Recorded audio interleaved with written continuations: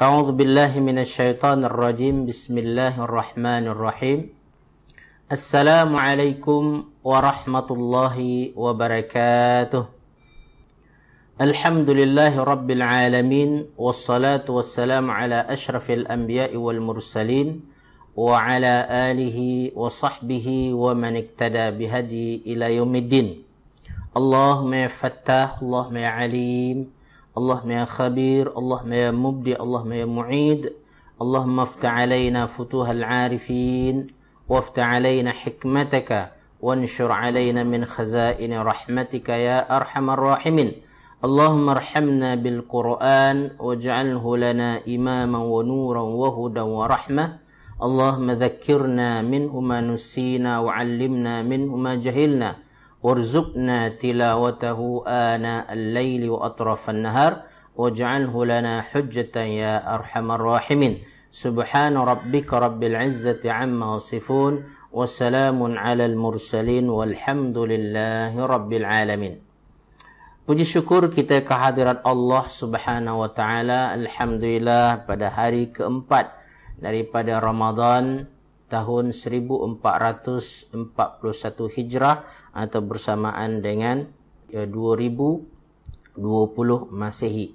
Saudara fillah yang kasih sekalian, apapun juga kita bersyukur kepada Allah Subhanahu wa taala atas pelbagai limpahan rahmat dan karunia pada kita semua. Ketika Allah tarik satu nikmat kepada kita, maka Allah menyediakan banyak lagi nikmat yang lain. Tiada Allah tarik satu nikmat melainkan Allah sediakan banyak nikmat yang lain. Maka berjayalah orang beriman yang menggunakan akalnya melihat nikmat-nikmat baru yang Allah sediakan itu, dan orang-orang yang kufur nikmat akan tertutup matanya daripada melihat nikmat-nikmat tersebut. Saudara fillah yang dikasihi sekalian, maka mudah-mudahan kita semua di sini nampak nikmat Allah Subhanahu wa taala yang tersembunyi daripada keadaan yang kita hadapi sekarang ini. Maka tak lupa kita terus menyebut alhamdulillah, alhamdulillah, alhamdulillah rabbil alamin. Segala puji bagi Allah, Tuhan semesta alam. Kemudian salawat dan salam tidak lupa juga kita sampaikan dan peruntukkan untuk junjungan Nabi besar Muhammad sallallahu alaihi wasallam. Dengan usaha baginda Rasulullah SAW lah kita dapat menikmati cahaya iman, kebahagiaan hidup di dalam Islam, panduan hidayah yang tak henti-hentinya, sehingga kita hidup sampai sekarang ini dengan aman, sejahtera dan bahagia insya-Allah.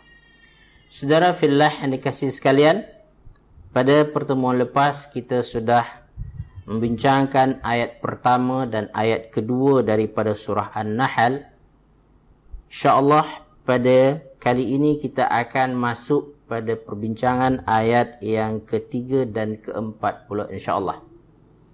Mari kita lihat ayat yang akan kita bincangkan ini dulu, dan saya akan membacanya. Tuan-tuan puan-puan di rumah, kalau boleh turut bersama membaca ayat yang akan kita bincangkan ini.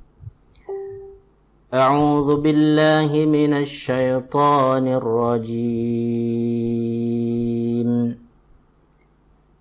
Bismillahirrahmanirrahim. Khalaqas samawati wal arda bil haqq. Ta'ala 'amma yushrikun.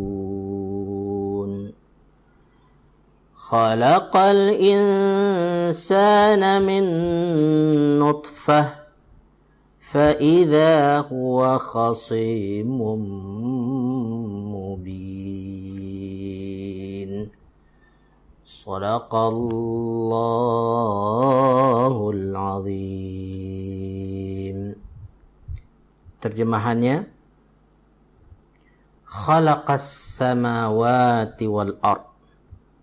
Dia, yaitu Allah, telah menciptakan langit dan bumi bil haqq, dengan hak ataupun dengan kebenaran. Ta'ala amma yushrikun, dia maha tinggi dari apa yang mereka sekutukan. Khalaqal insana min nutfah, dia telah menciptakan manusia daripada setitis mani. Fa idza huwa khasimun mubin, maka tiba-tiba dia menjadi pembantah yang nyata. Maha benar Allah ke atas firman-firman-Nya. Saudara fillah yang dikasihi sekalian, dari segi tafsir, ayat ketiga dan keempat daripada surah An-Nahl ini menjelaskan tentang bantahan kepada orang-orang kafir Quraisy yang mensekutukan Allah Subhanahu wa taala, dan menunjukkan kepada mereka dalil-dalil, bukti-bukti, hujah-hujah yang menyatakan bahawa Allah itu esa dan tidak bersekutu dengan sesiapa pun juga. Jadi Allah Subhanahu wa taala mendatangkan bukti dalil keesaannya itu dengan menunjukkan makhluk ciptaannya. Maka Allah menunjukkan makhluk ciptaan yang besar lebih dahulu. Apakah itu? As-samawat, itu langit. Langit yang begitu besar. Sains membuktikan bahawasanya bumi kita ini kecil dibandingkan dengan benda-benda langit yang banyak. Planet, bintang-bintang yang besar, yang mana sangat besar dibandingkan dengan bumi yang kita duduki ini. Sehingga ulama mengatakan langit ini sebagai alam sufli. Apa nama dia? Alamul suf. Alamul ulwi. Itu langit ini adalah alamul ulwi. Alam yang tinggi. Cuba tulis, siapa boleh tuliskan? Alamul ulwi. Kalau boleh, ada yang share. Langit ini dinamakan sebagai apa? Alamul ulwi. Alam yang tinggi. Alam kabir, menurut sebagian ulama lagi, alam yang besar. Besar. Luas. Dan Allah Subhanahu wa taala dalam ayat yang lain mengatakan bahawasanya langit ini makin lama makin diluaskan oleh Allah Subhanahu wa taala. Kata Allah, "Was-samaa'a banainaha bi'aidin." Langit ini kami yang menciptanya, membinanya dengan tangan kami sendiri. Wa inna lamusi'un. Sesungguhnya kami juga yang akan meluaskannya. Maka Allah terus meluaskan. Maka prinsip daripada langit adalah mengalami expansion, iaitu mengalami peluasan. Makin lama makin besar. Maka kajian sains pun membuktikan bahawasanya makin lama makin banyak benda-benda langit yang ditemukan, planet-planet baru yang dijumpai, menunjukkan bahawasanya langit mengalami peluasan seperti yang disebutkan oleh Al-Quran, dan perkara ini baru disedari oleh orang pada abad ke-19 atau ke-20. Tetapi Al-Quran sudah berbincang tentang proses perluasan langit itu 14 kurun atau 14 abad sebelum itu lagi. Jadi Allah Subhanahu wa taala menunjukkan kepada manusia bukti keesaannya dengan alamul ulwi ataupun alamul kabir. Apakah itu? Itu langit.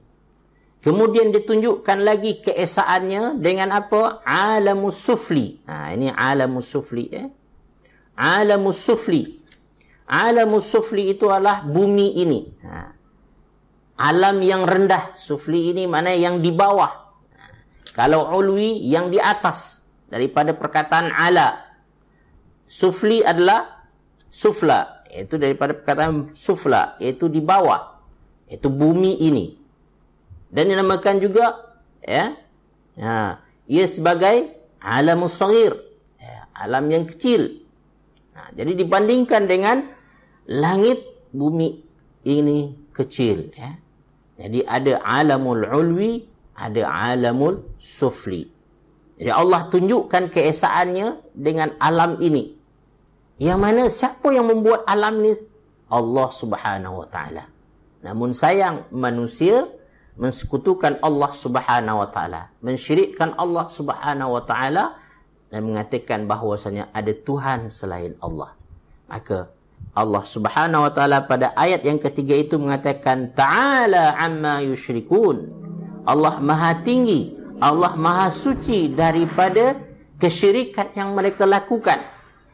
Tak layak bagi Allah ada sekutu. Buktinya langit dan bumi dari dulu sampai sekarang masih seperti itu lagi. Sekiranya ada Tuhan yang lain, maka akan ada terjadi perkelahian, konfrontasi. Sebagaimana kita tahu manusia ketika ada 2-3 kuasa, ada 2-3 pemimpin, maka masing-masing pemimpin berlumba menunjukkan kehebatan dia, keperkasaan dia. Maka salah satu cara dia untuk menunjukkan keperkasaan, dia serang pemimpin yang lain, kerajaan yang lain. Hancurlah kerajaan tersebut, maka muncullah dia seorang saja. Tapi kita lihat Allah Subhanahu wa taala menciptakan langit dan bumi, dan dialah yang memiliki semuanya. Lillahi ma fis samawati wa ma fil ard. Milik Allah lah apa yang ada di langit dan di bumi. Semua milik Allah Subhanahu wa taala. Dan sampai sekarang alhamdulillah langit dan bumi masih seperti dahulu lagi. Walaupun berlaku kerosakan-kerosakan, tetapi itu disebabkan oleh ulah tangan manusia itu sendiri. Bukan disebabkan ada Tuhan lain selain Allah. Maka Allah mengajak orang-orang kafir Quraisy untuk meyakini keesaan Allah Subhanahu wa taala dengan melihat ciptaannya. Selepas melihat kepadanya ciptaan langit dan bumi, Allah Subhanahu wa taala mengajak manusia untuk melihat pula kepada penciptaan dirinya sendiri. Maka Allah Subhanahu wa taala pada ayat yang keempat mengatakan khalaqal insana min nutfah. Dia telah menciptakan manusia daripada setitis mani. Dari setitis mani. Kita tahu dari segi sains pun demikian. Bermulanya manusia, pertemuan antara air mani lelaki dengan air mani perempuan. Maka Allah dalam surah Al-Insan mengatakan min nutfatin amsyaj. Daripada air mani yang bercampur. Maka lahirlah manusia. Pada ayat yang lain dijelaskan proses-proses selanjutnya. Daripada sitis mani menjadi alaqah, mudghah dan selanjutnya. Kita tidak berbincang itu, tapi kita ingin menjelaskan secara umum. Tapi ternyata ketika manusia sudah dewasa, boleh berdiri sendiri, boleh berjalan sendiri, maka mereka lupa. Tiba-tiba mereka menentang Allah Subhanahu wa taala. Mereka melawan Allah Subhanahu wa taala. Maka Allah mengatakan fa idza huwa khasimun mubin. Ternyata mereka ini tiba-tiba atau manusia ini tiba-tiba menjadi pembantah, penentang, melawan kepada Tuhan yang menciptakannya sendiri, yang mewujudkannya daripada tiada menjadi ada. Saudara fillah yang dikasihi sekalian, ini dari segi tafsiran terhadap surah An-Nahl kita ini. InsyaAllah kita akan membincangkan dari segi tadabbur. Ingat, tadabbur bermakna mengaitkan ayat yang kita bincangkan ini dengan ayat sebelumnya. Dan kalau boleh dengan ayat yang selepasnya. Dan kita juga bawakan ayat ini pada diri kita, pada keadaan diri kita. Apakah hubung kait ayat ini dengan diri kita manusia? Apakah pelajaran pengajaran yang boleh saya petik daripada ayat ini? Saudara fillah yang dikasihi sekalian, mari kita lihat tadabbur kita terhadap surah ini. Tadi tafsirannya, ya. So, saudara fillah yang dikasihi sekalian, selepas pada permulaan ayat Allah Subhanahu wa taala menjelaskan tentang ketetapannya. Ketetapannya pasti akan datang. Dan setiap sesuatu dia letakkan ketetapannya ataupun namakan dengan takdir. Setiap takdir diiringi dengan apa? Diiringi dengan tempoh masa dia berlaku. Dalam bahasa Arab ataupun dalam Al-Quran namakan dengan apa? Ajal. Ajal. Ingat, ajal tu bukan nak mati je, ya. Kita kadang-kadang apabila disebut ajal, teringat oleh kita, mati ke? Ya. Sebenarnya ajal itu adalah tempoh masa. Ya. Jadi setiap sesuatu itu ada tempoh masanya. Tempoh masa apa? Tempoh masa bermula dan tempoh masa berakhir. Maka kita bermula dengan lahir di muka bumi ini dan berakhir nanti dengan meninggal dunia. Ya, ada tempoh kita.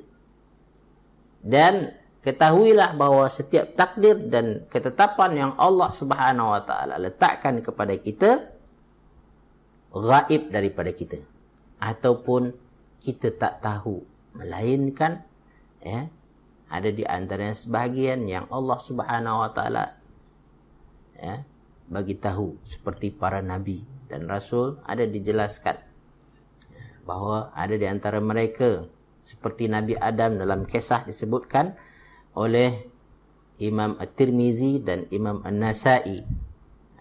Hadis menyatakan bahawasanya Rasulullah SAW pernah bersabda bahawa satu hari Allah Subhanahu wa taala menampakkan kepada Nabi Adam alaihissalam ketika masih di syurga lagi, bentuk rupa semua anak cucunya, daripada awal sampailah akhir nak kiamat nanti. Maka riwayat itu mengatakan, maka penuhlah seluas mata memandang Nabi Adam alaihissalam dapat melihat anak cucunya. Tetapi di antara anak cucu tersebut, dia nampak dari jauh ada sinaran, ada cahaya. Nampak lain, nampak berbeza. Maka Nabi Adam alaihissalam bertanya kepada Allah Subhanahu wa taala, "Ya Tuhan, ya Rabb, ini anak cucu aku ni lain dia. Siapa dia ni?" Maka bertanyalah Adam pada Allah Subhanahu wa taala, "Siapa dia ni?" Agak siapa jawab, siapa dia tuan-puan? Anak cucu Nabi Adam itu yang bersinar-sinar dan berseri-seri itu siapa dia? Tuan-puan boleh tahu? Siapa boleh share? Ada yang tahu tak? Kalau yang datang kelas saya, ada saya kongsikan ini, saya share ini. Ada tak yang tahu tentang anak cucu Adam yang bentuk rupanya berseri-seri? Siapa yang tahu boleh kongsikan.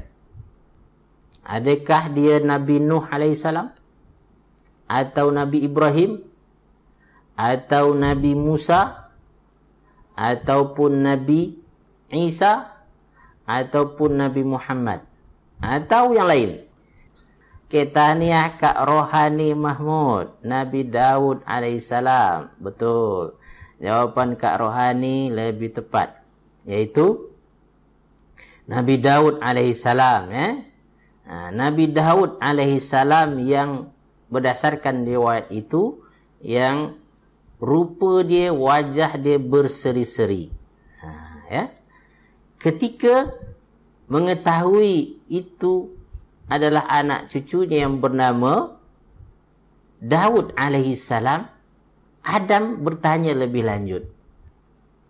Ya Allah, cucu saya ni yang comel ini, berapa umur dia? Berapa umur dia? Maka dijawab oleh Allah Subhanahu wa taala, umurnya 60 tahun. Ya?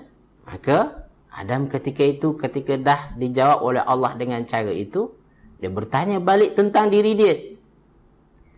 Kalau begitu ya Allah, saya ni berapa umur saya? Berapa pula umur saya? Maka, jadi Nabi Adam alaihissalam dah tertanya tentang umur anak cucunya yang bernama Daud, dan Allah Subhanahu wa taala berkenan untuk menjawabnya. Nabi Adam alaihissalam bertanya lebih lanjut, saya pula berapa umur saya? Saya pula berapa umur saya? Maka Allah Subhanahu wa taala menjawab soalan Nabi Adam tersebut. Adapun engkau wahai Adam, maka umur kau 1000 tahun. Berapa umur Nabi Adam? 1000 tahun. Umur Nabi Daud tadi berapa? 60 tahun. Banyak beza tak? Banyak. Kan? 1000, 160. Maka Nabi Adam yang sudah jatuh cinta dengan anaknya, yang suka dengan anak cucu dia ni, dia berkata kepada Allah Subhanahu wa taala, ya Allah, kesiannya anak cucu aku ni. Comel-comel 60 tahun je umur dia. Padahal umur 60 tahun itu pun dah banyak sebenarnya kan. Dibandingkan dengan umur Nabi Adam alaihissalam pada waktu itu, 60 tahun dikira sedikit. Maka Nabi Adam terbesit di hati dia, ya Allah, dan dia katakan kepada Allah SWT, ya Allah, kalau begitu ya Allah, karena umur saya panjang, saya nak hibahkan umur saya ini kepada anak cucu saya ni. Siapa tadi? Daud alaihissalam ni. Kata Allah Subhanahu wa taala, boleh. Tapi sebelum itu kita panggil malaikat dulu sebagai saksi dan kita tulis proses penghibahan ini. Ya. Maka dipanggillah malaikat dan disuruhlah malaikat mencatat proses hibah yang ingin dibuat oleh Nabi Adam alaihissalam. Apa isi hibah dia? Kenyataan hibah dia, saya Adam alaihissalam menghibahkan 40 tahun daripada umur saya kepada anak cucu saya yang bernama Daud alaihissalam ini. Seberapa tahun dia hibahkan? Iaitu 40 tahun. Maknanya usia Nabi Daud jadi berapa? 100 tahun. Usia Nabi Adam macam mana? Berkurang 40 tahun. Jadi tinggal berapa lagi? Tinggallah usianya, kalau ikut itu, 960 tahun sahaja lagi. Maka peristiwa itu berakhir, tetapi dicatat dan disaksikan oleh malaikat, dan ditakdirkan Nabi Adam alaihissalam diturunkan oleh Allah ke muka bumi. Ingat peristiwa tadi itu di mana? Di syurga, ya. Maknanya tuan-puan dikasihi sekalian, manusia ini sudah diciptakan oleh Allah dalam bentuk roh di syurga lagi. Saya selalu ingatkan ini. Ini menunjukkan bahawasanya kita ini makhluk syurga. Kita ini memang diperuntukkan oleh Allah untuk menetap di syurga. Maka sesiapa yang terhumban masuk neraka, dia tersesat maknanya. Kampung halaman dia yang sebenarnya adalah syurga. Maka berusahalah untuk meraih syurga, kembali ke kampung halaman kita sendiri. Nama kita dah ada kat sana. Hak kita dah ada kat sana. Peruntukan kita dah ada kat sana. Tinggal kita lagi menuntut dia. Tapi tuntutlah dengan cara baik. Ya? Syurga itu adalah pesaka kita. Syurga itu adalah warisan kita. Dalam Al-Quran disebutkan juga, tilkal jannatu uristumuha. Syurga itu yang diriwayat dan diwariskan kepada kamu. Memang ada nama kita kat sana dah. Namun sayang nanti akan ada orang yang tak dapat harta pusaka dia balik. Tak dapat masuk syurga. Kesian. Maka oleh itu, saudara fillah yang dikasihi sekalian, misi kita adalah misi balik ke kampung halaman kita dengan selamat balik. Jangan lupa tu. Ya. Saudara fillah yang dikasihi sekalian, maka Adam alaihissalam karena dah berada di bumi, di dunia ini yang penuh dengan banyak dugaan, banyak cabaran, ujian yang dilaluinya. Sebagaimana di bumi inilah dia baru melahirkan anak. Ada anak yang baik-baik, tapi ada juga anak dia yang tak baik, yang menentang dia. Inilah sunatullah, ya. Kan adalah anak cucu kita yang tak bersama dengan kita, tak sekapal dengan kita. Adam alaihissalam walaupun seorang nabi dan rasul, maka ada anak dia yang membangkangnya, menentangnya. Siapa dia? Siapa tahu? Qabil ke atau Habil? Itu adalah yang menentang adalah Qabil. Yang baik itu adalah Habil.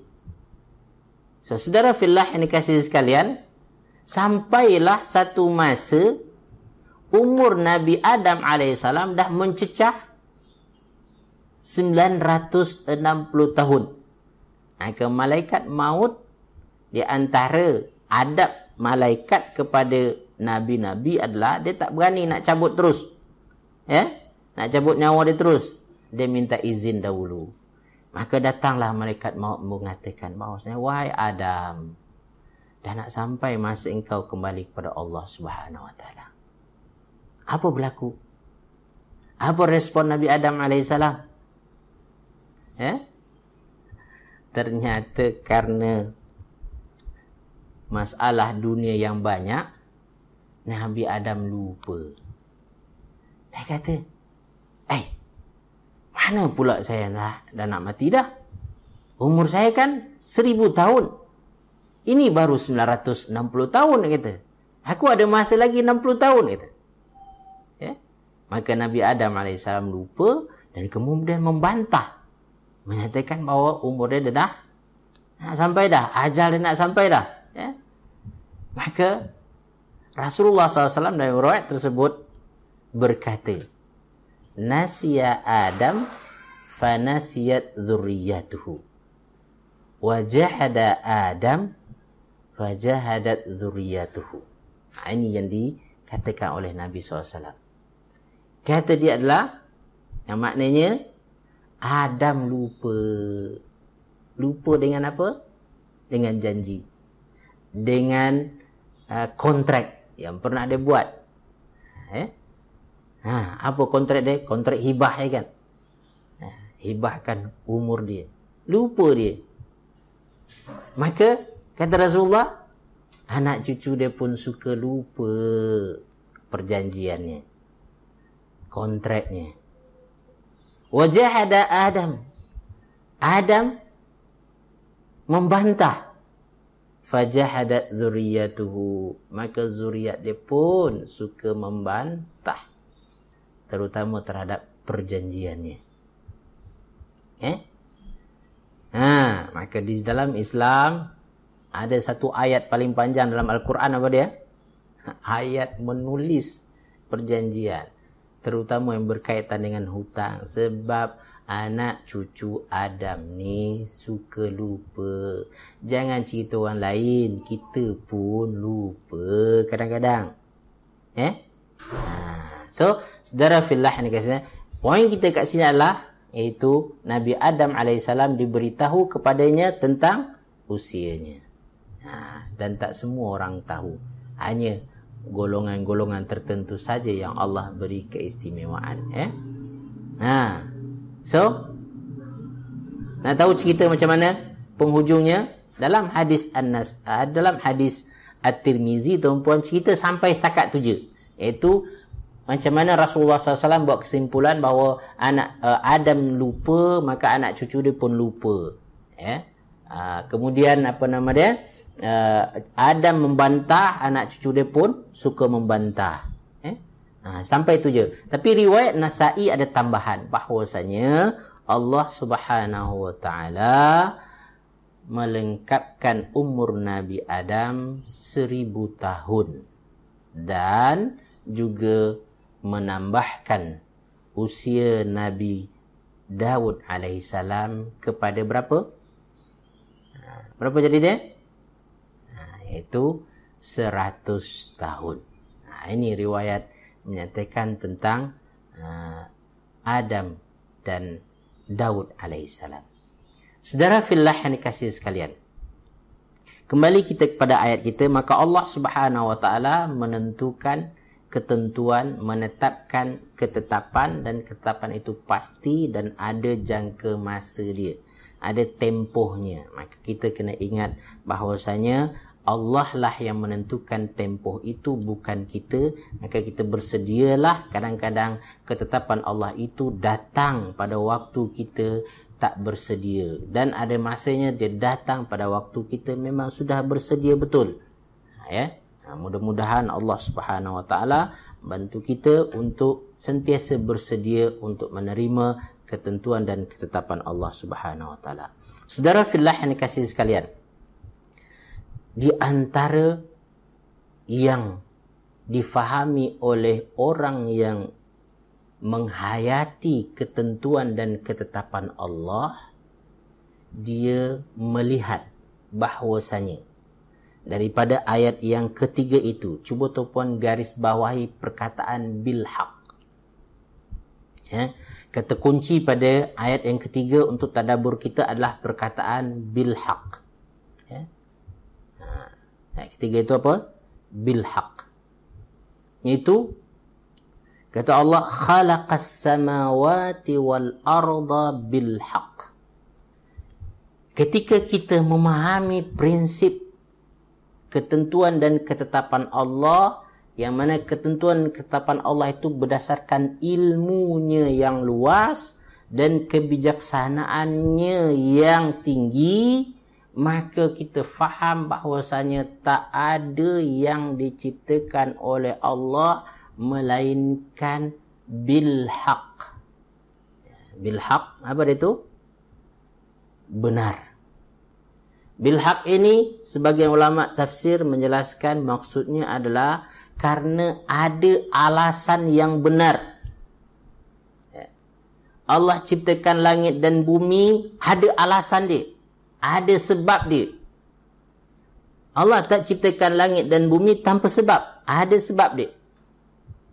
Dan perlu ketahui, Allah menetapkan satu ketetapan pada kita, menentukan satu ketentuan kepada kita, mesti ada sebabnya. Bil haq. Dengan benar. Dalam tafsir dikatakan bil haq ini adalah tidak sia-sia. Mesti benar. Mesti betul. Mesti hebat punya. Jadi tak ada yang sia-sia. Ya, Allah tunjukkan salah satu bukti ketetapan dia itu ada alasan, adalah langit dan bumi ini. Allah ciptakan langit dan bumi, ada sebab dia, ada alasan dia. Apakah alasannya itu? Alasannya kata ulama adalah untuk menzahirkan la ilaha illa ana yang ada pada ayat yang kedua tersebut. Untuk menyatakan bahawasanya tiada Tuhan melainkan aku saja. Untuk membuktikan kepada makhluk bahawa hanya Allah saja Tuhannya. Semuanya Allah Subhanahu wa taala zahirkan itu untuk menyatakan bahawa Aku je Tuhan. Ya? Jadi setiap apa yang berlaku di muka bumi ini akan menuju kepada pembenaran bahawa hanya Allah sahaja Tuhan. Menuju kepada tauhid, pengesaan Allah Subhanahu wa taala. Ya? Jadi saudara fillah yang dikasihi sekalian, tahu tak COVID-19 yang sedang merebak di muka bumi sekarang ini, ia juga menarik manusia kepada tentuan Allah. Dia je Tuhan yang satu. Dia yang layak diagungkan. Dia yang layak disembah. Tak ada yang lain. Kuasa ada di tangan dia. Ya? Tuan-puan baca kan? Sebelum berlakunya wabak COVID-19, Presiden China menyatakan bahawasanya tak ada kuasa yang boleh menghalang kemarahan China untuk menjadi kuasa besar di dunia. Bangga, hebat kan? Tuan-puan yang kasih sekalian, sehingga tak berapa lama lepas tu Allah hantar makhluk kecil yang tak nampak, yang tak nampak tapi wujud. Kalau nampak senang lagi, boleh berperang pakai senjata api yang digunakan atau yang dibuat oleh manusia, kan? Tapi virus yang orang tak tahu macam mana dia berpindah, kan? Kalau nampak berpindah, kita boleh tepis lagi, kan? Ini masalahnya tak nampak. Yang akhirnya menyedarkan manusia bahawasanya yang layak menyatakan perkasa, yang menyatakan hebat, yang menyatakan tak boleh ditaklukkan, itu hanya Allah Subhanahu wa taala. Ini menunjukkan pada zaman kita sekarang ini ramai manusia yang lupa tauhid ini. Banyak di antara manusia sekarang ini yang mempertuhankan dirinya sendiri, mempertuhankan achievement dia ataupun kejayaan-kejayaan dia, kehebatan-kehebatan dia. Maka Allah Subhanahu wa taala mendatangkan virus COVID-19 ini untuk menyedarkan manusia, la ilaha illa ana. Yang manusia lupa dah. Banyak manusia zaman sekarang ini yusyrikun, mempersekutukan Allah Subhanahu wa taala. Lupa kuasa Allah Subhanahu wa taala. Maka Allah Subhanahu wa taala khalaqas samawati wal arda bil haqq.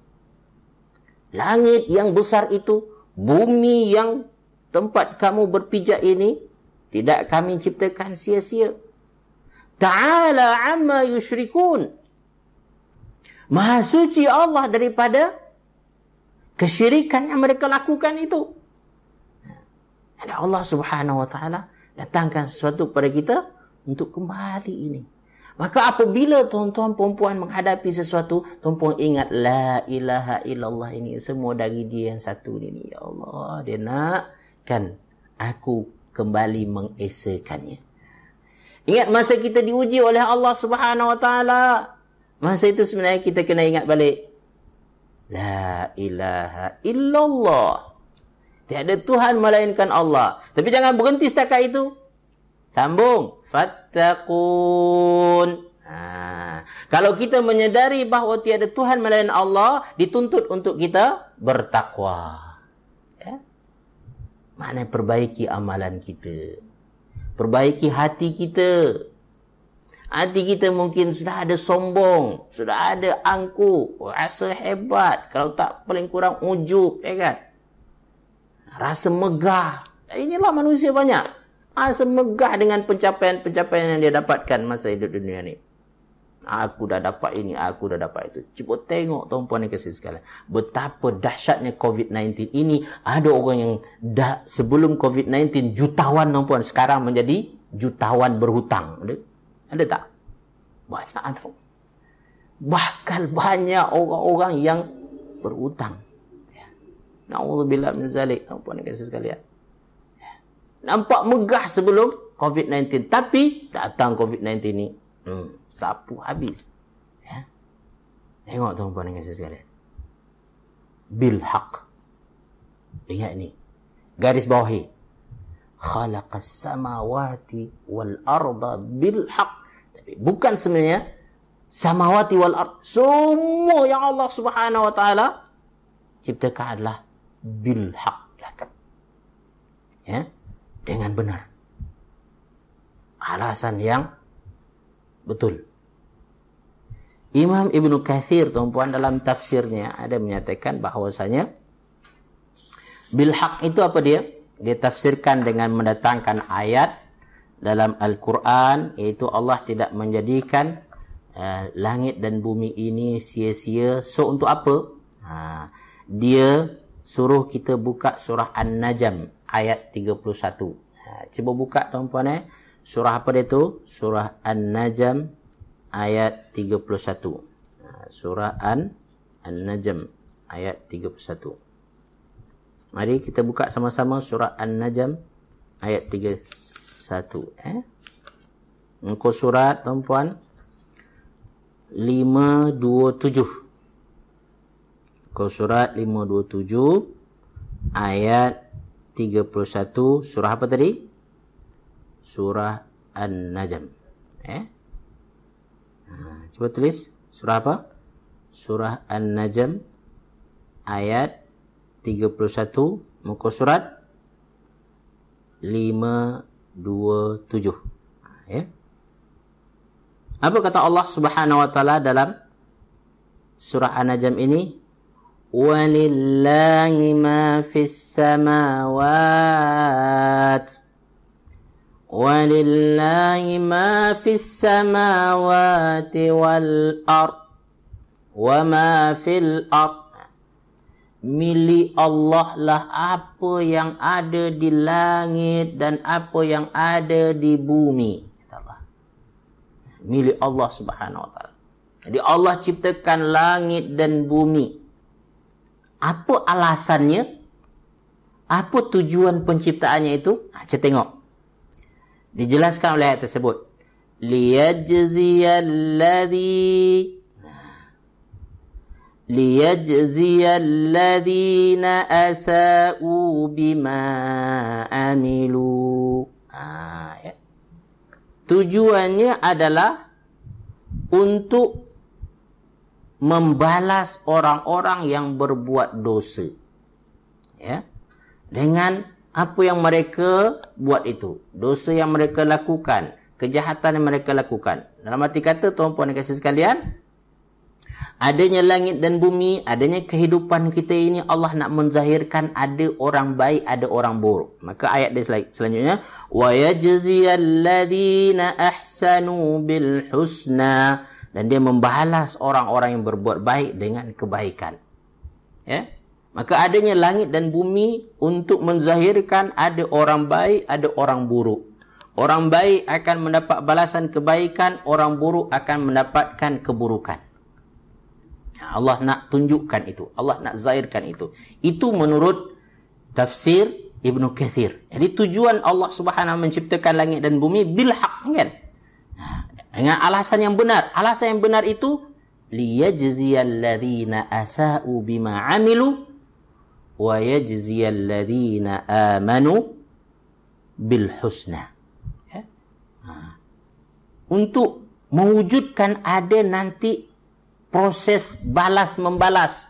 Ya. Kalau tak ada dunia ni, kalau sekiranya manusia tidak dihadapkan kepada situasi cabaran hidup di dunia ini, maka tak ada nanti pembalasan. Nabi Adam AS diciptakan oleh Allah dalam syurga, dan dia sempat menikmati nikmat syurga, ya kan? Seronok dah dalam syurga. Tapi kenapa dia diturunkan ke bumi? Sebab memang misi pertama Allah menciptakan Adam bukan untuk duduk selamanya di syurga. Ingat, wa idz qala rabbuka lil malaikati inni ja'ilun fil ardi khalifah. Dalam surah Al-Baqarah. Sebelum diciptakan Adam lagi, Allah dah bagi tahu dah. Adam ini memang aku nak ciptakan dia untuk di dunia. Jadi khalifah di muka bumi. Habis Allah ciptakan dia di syurga dan sempat menikmati nikmat syurga. Supaya apa tuan-puan dan kasih sekalian? Supaya dia tahu bahawasanya dunia ini memang tempat ujian bagi dia. Maka jangan lupa ni Allah ciptakan langit dan bumi. Allah ciptakan semua yang ada di langit dan bumi ini, termasuklah tumbuh-tumbuhan, binatang, ternak semua. Nak tahu di antara kita siapa yang jadi baik, siapa yang jadi jahat. Hampa boleh pilih. Ingat Allah Subhanahu Wa Taala menunjukkan kepada kita dua-duanya, jalan yang baik dan jalan yang buruk. Inna hadainahu sabila. Kami akan tunjukkan kepadanya jalan. Alam naj'al lahu 'ainain wa lisanan wa syafatain wa hadainahu najdain, kata Allah. Kami tunjukkan kepadanya dua jalan. Ulama tafsir mengatakan apa dua jalan tu? Jalan kebaikan dan jalan keburukan. Tafsirkan lagi oleh Allah Subhanahu Wa Taala dalam surah Asy-Syams juga. Fa'alhamaha fujuraha wa taqwaha. Allah Subhanahu Wa Taala ilhamkan kepada kita, tunjukkan kepada kita. Apa itu? Fujuraha wa taqwaha. Benda yang baik, benda yang buruk dan benda yang takwa, benda yang baik. Kita diberi pilihan. Maka ingat tuan-puan dan kasih sekalian, dalam masalah takdir kita bincang bahawa ada takdir yang Allah Subhanahu Wa Taala jadikan kita ini memilih dalam hidup kita. Ada perkara yang perlu kita pilih. Ingat, setiap perkara yang ada pilihan tersebut akan ada balasan. Setiap perkara yang kita tak ada pilihan, tak ada balasan. Okey? Apa perkara yang kita tak ada pilihan, tuan-puan? Kita tak ada pilihan untuk menjadikan rupa kita, saya ni muka seperti ini. Macam mana muka aku? Nak macam muka orang Arab lah, contohnya kan. Atau Mak Saleh lah, ya kan. Sebab kalau muka Mak Saleh dapat pahala. Tak ada, muka Mak Saleh ke apa ke sama, itu tak akan dapat pahala. Bentuk rupa kita, hidung mancung ke tak mancung, ya kan, itu tak ada pahala kat sana. Sebab kita tak ada pilihan dalam hal itu. Ketika sesuatu itu tak ada pilihan, tak ada dosa pahala kat sana. So tak ada dosa kita dilahirkan jadi orang Melayu. Sebagaimana orang Rohingya yang dipertikaikan, dia tak ada dosa dilahirkan menjadi orang Rohingya.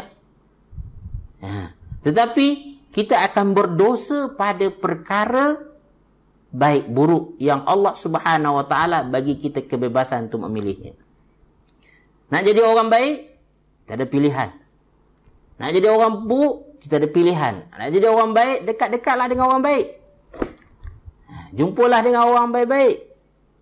Nak jadi orang jahat, kawanlah dengan gangster-gangster, ya kan? Orang jahat. Jadi Allah Subhanahu Wa Taala ketika menetapkan perkara itu ada pilihan, maka dia akan ganjar dengan pahala tertentu. So Allah Subhanahu Wa Taala jadikan langit dan bumi ini bilhaq. Untuk apa? Untuk menzahirkan nanti ada orang baik, ada orang buruk. Supaya yang baik dibalas dengan kebaikan, yang buruk dibalas dengan keburukan.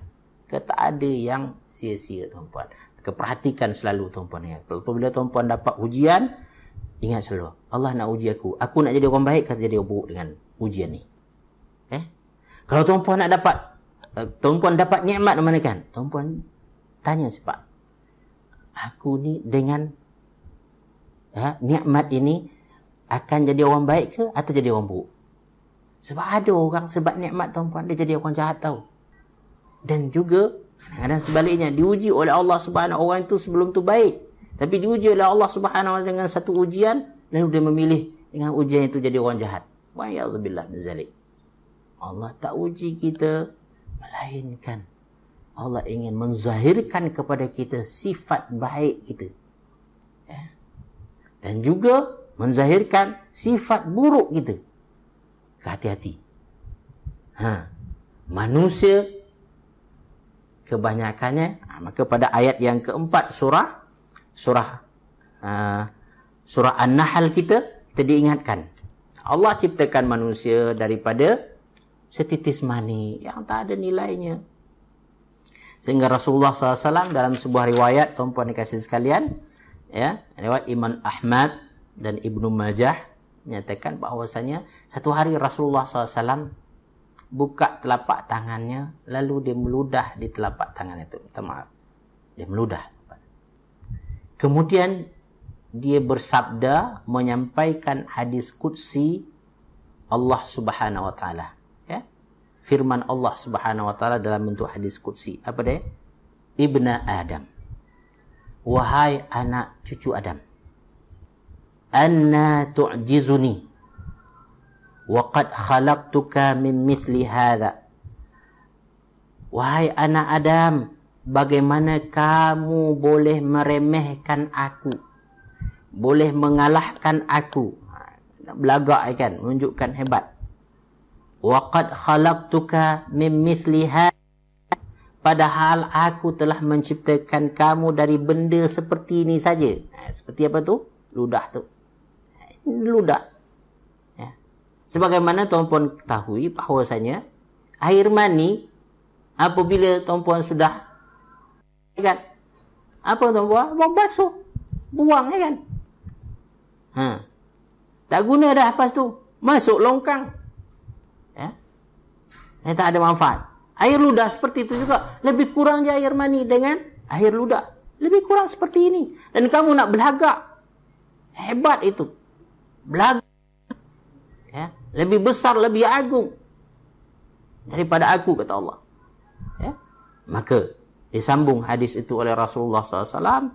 Hatta idza sawaituka, sehingga aku sempurnakan kejadianmu. Fa'addaltuka, lalu aku jadikan susunan tubuhmu seimbang, elok, kan? Alhamdulillah. Ya. Masyaita baina burdaini, dan kamu boleh berjalan dengan kedua kakimu. Walil ardi minka wa'idun, ketahuilah bahwasanya di bumi itu ada tempat kamu akan dikuburkan nanti, akan ditanamkan nanti.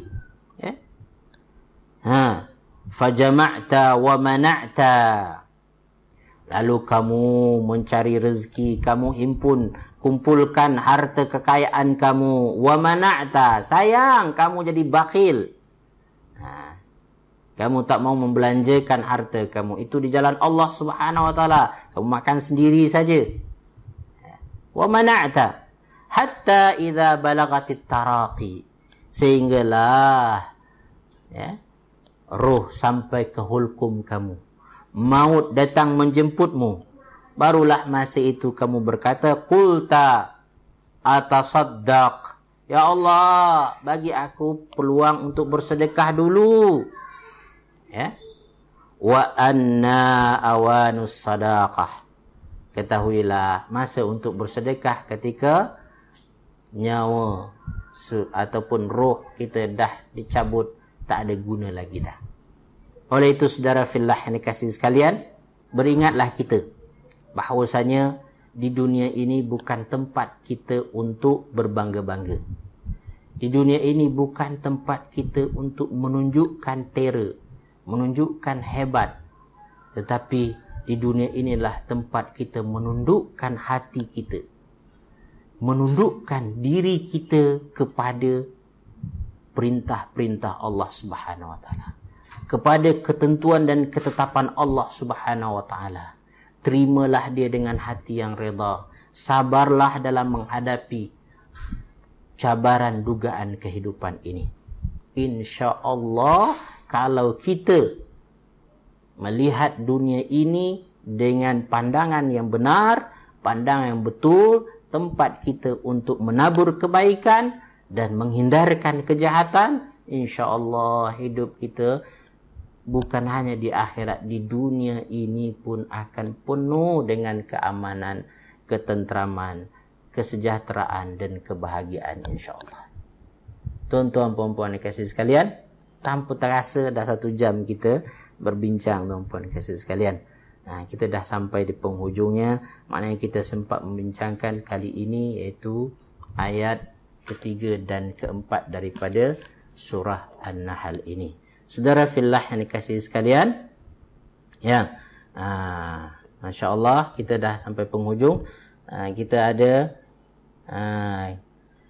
Kak Joriah tanya, ulang hadis Qudsi tadi Ustaz. Hadis Qudsi tadi mengatakan, Ibna Adam, wahai anak Adam, anna tu'jizuni wa qad khalaqtuka min mithli hadhihi.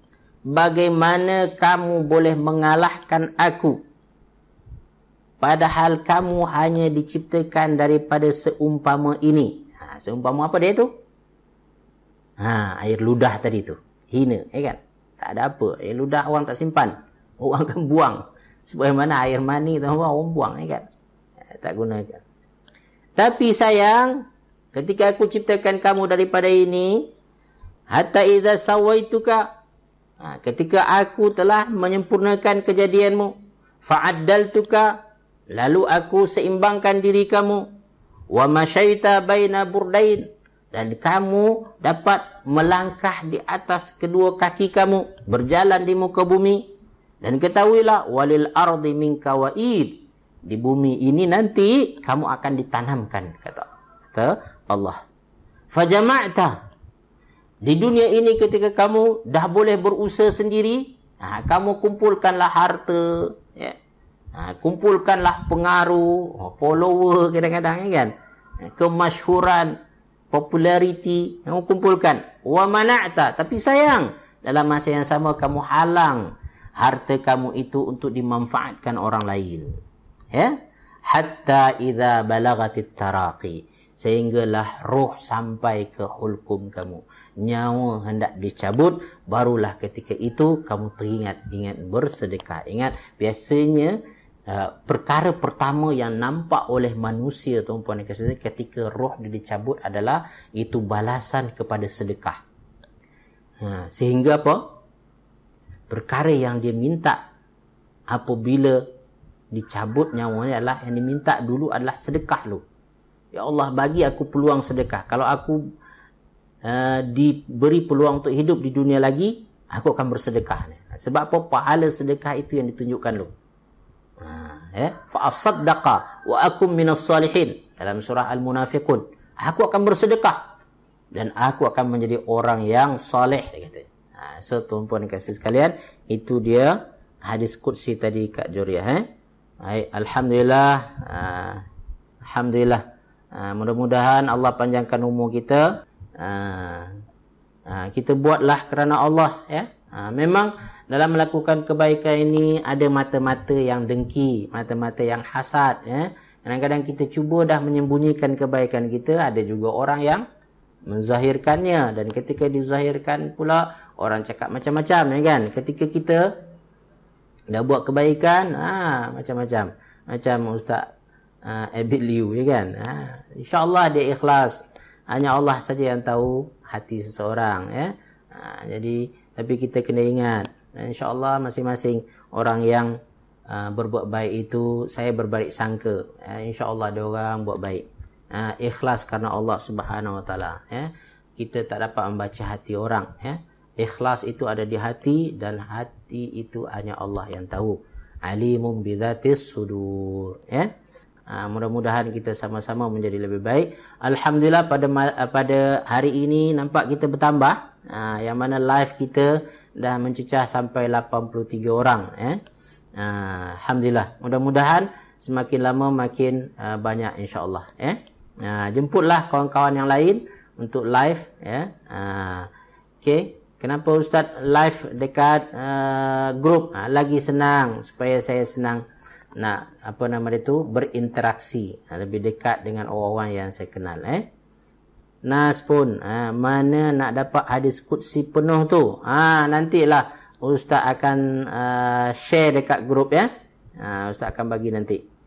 Syukur, Alhamdulillah. Sekali lagi saya berterima kasih kepada semua yang sudi mendengarkan perkongsian saya, dan saya secara pribadi tak ada apa-apa kelebihan, kehebatan, dan saya melihat tuan-tuan perempuan mungkin jauh lebih baik daripada saya. Saya ini hamba Allah yang hina, hamba Allah yang tak ada apa-apanya sebenarnya. Cuma Allah bagi saya peluang untuk ada ilmu sedikit tentang kitabullah ini. Alangkah ruginya saya hanya menyimpannya. Saya ingin berkongsi dengan seramai mungkin. Mudah-mudahan manfaat ini dapat dirasakan oleh kita semua. Al-Quran adalah untuk umat manusia sekalian. Baik, saudara fillah yang dikasihi sekalian, itu saja dahulu perkongsian saya yang baik dan benar daripada Allah Subhanahu wa taala. Salah silap daripada diri saya sendiri, kepada Allah saya mohon ampunannya, pada kita semua saya mohon kemaafannya. Assalamualaikum warahmatullahi wabarakatuh. Ila liqa.